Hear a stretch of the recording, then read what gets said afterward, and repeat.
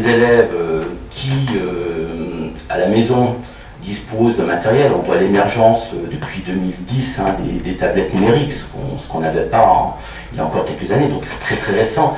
Et la capacité qu'ils ont à utiliser des ressources ludo-éducatives avec ces tablettes.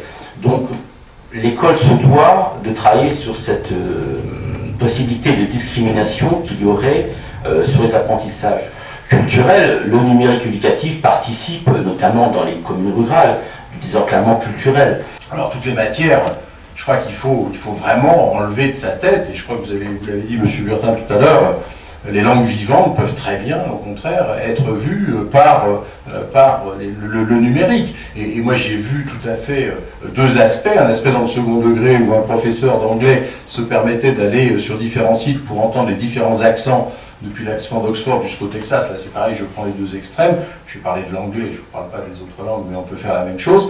Et puis à l'inverse, quand on est dans la ruralité profonde, dans les Combrailles, je ne sais pas si vous connaissez, il n'y a pas beaucoup d'habitants, eh bien tout simplement mettre en réseau l'ensemble de nos écoles avec un seul professeur des écoles habilité à une langue. C'est ce qui a donné lieu, toutes ces sessions de travail ont donné lieu à l'élaboration d'un logiciel qui s'appelle BigConnect, et qui est ce fameux logiciel que j'évoquais précédemment, qui est un logiciel pédagogique dédié, et qui l'est en fait à 80% à l'enseignant.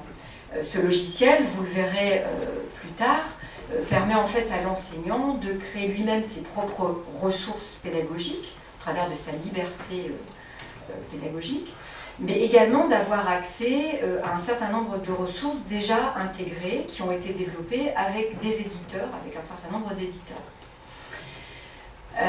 Et vous le verrez, nous avons essayé de travailler également sur un certain nombre de points de valeur ajoutée qui permettent d'aller très très loin dans la démarche pédagogique, en travaillant sur une pédagogie différenciée.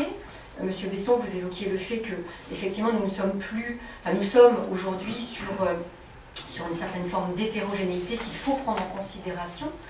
Et c'est ce que nous avons essayé de faire au travers d'une pédagogie différenciée que permet cette solution, mais également de travailler sur des parcours de ce fait différenciés. Une étude récente démontre que les enfants de moins de 2 ans sont à 30 ou 40% déjà utilisateurs de tablettes, que les enfants de l'âge de 6 ans de 70 à 80% dans les pays les plus avancés, et au moins au-delà de 50% pour ce qui sont nos pays, sont déjà utilisateurs de tablettes, et que si on veut à peu près les préparer au monde de demain, on a deux solutions. Soit on les laisse faire tout seuls et de toute façon on va tous un jour disparaître, donc eux seront là et feront leur monde, soit on les accompagne et on fabrique nous-mêmes les outils qui permettent de créer les garde-fous, la restauration de la parole du maître, la capacité du maître d'organiser les travaux, de structurer la pensée, d'aider à structurer la pensée.